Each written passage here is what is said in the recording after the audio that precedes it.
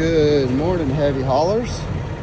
Just wanted to show you how I move concrete trucks. So let's start with the basics.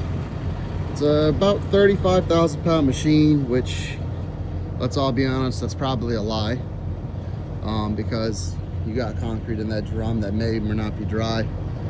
But first things first is the chute normally is up there. It has a lock on it.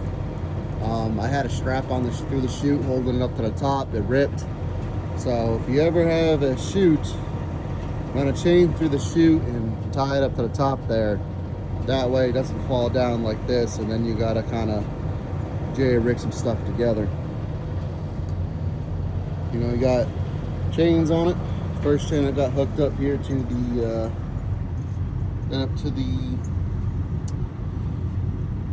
brain fart this morning, but it's hooked up right up there to the spring. You know, I like to go to the frame on these because, well, most of them don't have an air dump, and I want as much downward pull on these as you can get because they are top heavy. You also want to make sure you dump all the water out of the water tank. That's 100 to 150 gallons of water.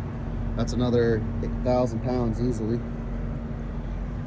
I always put the chain right here in the center, you know, pulling down, a little extra securement. And then I also do one here in the back off the frame, pulling back. And then I usually do another one around the back knuckle here, push bar, pull it down. So you got 8 chains on this bad boy. They're half-inch chains, so it's working load limit of 12,000. And when you go direct, you get half, so it's 6,000 per chain. 8 chains, that's 48,000 pounds, I think. 42,000 pounds. 6, 6, 12, 12 and 12 is 24. Yeah, 48,000 pounds. Yep. That's what I like to do. One thing I do want to let you know is these machines do not have a dump switch. So what I do is I just pop an airbag line off a quick connect, and those bags deflate. So if you're ever hauling one of these, that's one thing you want to know, is that they do not have a dump switch, and to just pop a line off one of the airbags. You can haul it on 5. This one's scaled in around 93,000 pounds total gross vehicle weight. It is over height. That's why I deflated the front tires, as you can see. So good tool to have is a valve stem remover or a small screwdriver, so you can pop that out.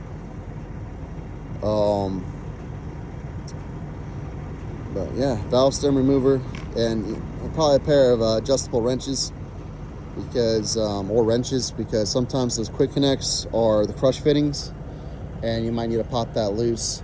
But the big thing you have to worry about here is that drum, because this is an on-site concrete mixer, so they're not cleaned out that often, and they do drop a lot of concrete while you're driving down the road, no matter how much you clean it.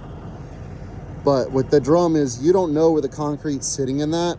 You would hope that it's at the bottom, but it could be at the top, so it is very top heavy, just because you don't know where anything's at. So make sure that when you load these, you keep that in mind, that they are very, very top heavy.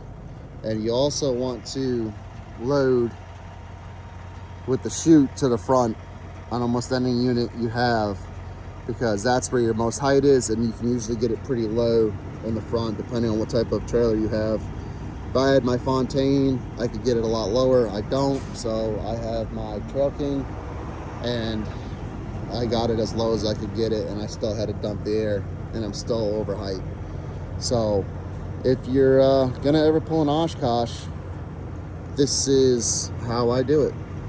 8 chains and binders,